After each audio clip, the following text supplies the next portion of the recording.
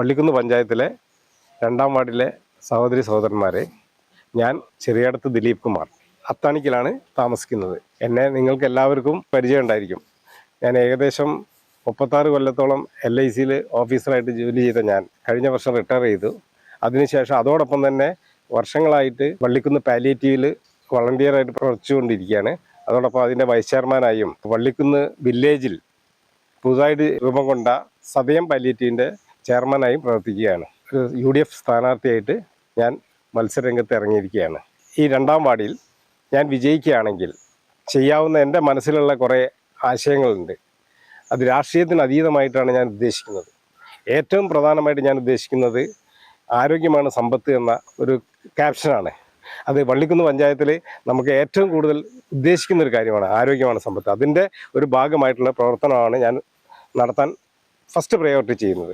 അതിന് കാരണം ഈ 2-ാം വാർഡിൽ ഒരു പ്രതിപക്ഷത്തിരിക്കുന്ന ആളാണ് ഇത്രയും കാലം മെമ്പറായിട്ടിരുന്നെങ്കിലും കൂടിയിട്ട് നമ്മുടെ പള്ളിക്കുന്ന് നിയോജക മണ്ഡലത്തിലെ MLAയുടെ സാമ്പത്തിക സഹായത്താൽ ഒരുവിധം റോഡുകളും മറ്റുള്ള പുരോഗമന പ്രവർത്തനങ്ങൾക്ക് നല്ല രീതിയിൽ ചെയ്യാൻ കഴിഞ്ഞിട്ടുണ്ട്.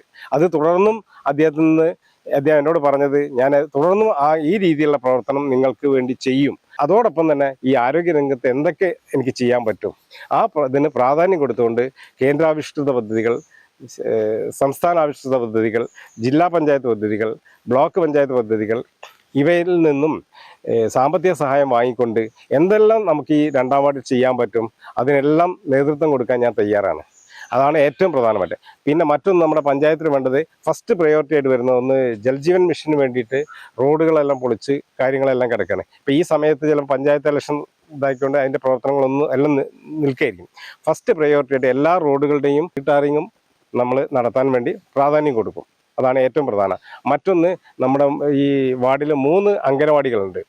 ആ 3 അംഗനവാടികളും ഒരു ഹൈടെക് അംഗനവാടികളായിട്ട്, അതായത് കമ്പ്യൂട്ടറൈസ് ചെയ്യാൻ നമുക്ക് കഴിയുന്ന രീതിയിലേക്ക് നമുക്ക് ചെയ്യാൻ കഴിയുമെന്നാണ് ഞാൻ വിശ്വസിക്കുന്നത്. അതിന് ശ്രമിക്കും. ഞാൻ 2 ഇൻ്റർനാഷണൽ ക്ലബ്ബിലൊക്കെ പ്രവർത്തിച്ചിട്ടുണ്ട്. അതായത് ലയൺസ് ക്ലബ്ബിലെ സജീവമായിട്ട് 10-25 കൊല്ലമായിട്ട് ലയൺസ് ക്ലബ്ബിൽ പ്രവർത്തിക്കുന്ന ആളാണ്.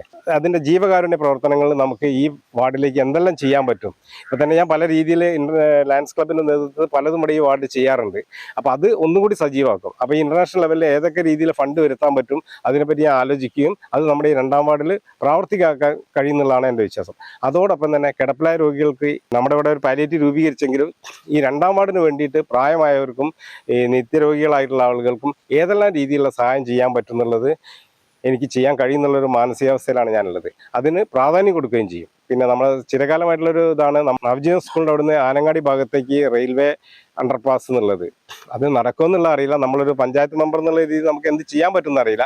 എന്നിരുന്നാലും അത് ഏതെങ്കിലും രീതിയിൽ ചെയ്യാൻ, ഏതെങ്കിലും ആളുകളായിട്ട് സംസാരിച്ചിട്ട് ചെയ്യാൻ പറ്റുകയാണെങ്കിൽ അതിലൂടെ ഒരു റോഡ് അണ്ടർപാസ് കുറച്ചുകൂടി വീതി കൂട്ടിയിട്ട് ചെറിയൊരു അണ്ടർപാസ് ഉണ്ട്, അതിലൂടെ ഒരു വാഹനം പോകത്തക്ക രീതിയിൽ, കാറോ എന്തെങ്കിലും പോകത്തക്ക രീതിയിൽ അതിനുവേണ്ടി ശ്രമിക്കും. പിന്നെ നമ്മൾ പുഴയുടെ വക്കത്ത് മറ്റുള്ള കുറേ പ്രശ്നങ്ങളുണ്ട്. പക്ഷെ അതിനെപ്പറ്റി ആധികാരികമായിട്ട് ഞാനൊന്നും പറയുന്നില്ല.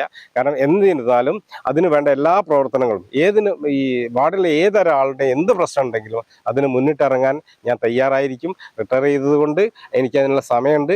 അതിൻ്റെ കാര്യങ്ങൾ ഞാൻ മുഴുവൻ സമയം അതിനുപയോഗിക്കാൻ സന്നദ്ധനാണ്.